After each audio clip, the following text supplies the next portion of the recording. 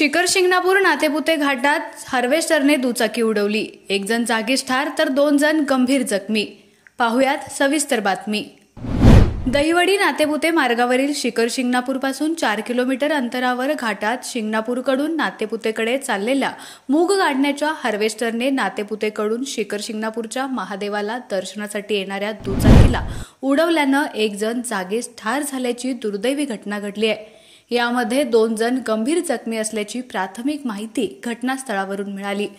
प्राथमिक माहितीच्या आधारे MH45Y8842 या दुचाकीवरून योगेश दत्तात्रय राऊत हे आपल्या आई वंदना दत्तात्रय राऊत आणि शेजारी राहणाऱ्या मीनाक्षी प्रकाश यादव सर्व राहणार आनंदनगर अकलूज यास घेऊन श्रावण महिन्यानिमित्त शिखर शिंगणापूरला देवदर्शनासाठी येत होते।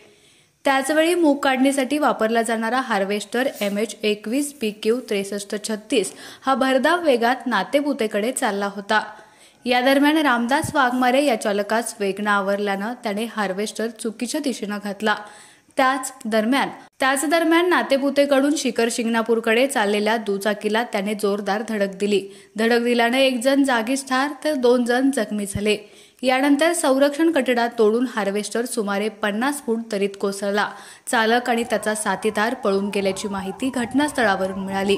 या दरम्यान मनोज जरांगे पाटील यांची भेट घेण्यासाठी अंतरवाली सराटीकडे जाणाऱ्या मान तालुक्यातील मराठा क्रांती मोर्चाचे समन्वयक विकास देवकर, सोहम शिर्के, कैलास पोळ, बाळासाहेब हासपे यांनी जखमींना उपचारासाठी दाखल करण्यासाठी मदत केली।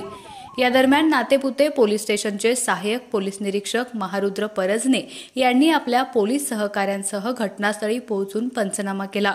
गुन्हा दाखल होण्याची प्रक्रिया रात्री उशिरापर्यंत सुरू होती।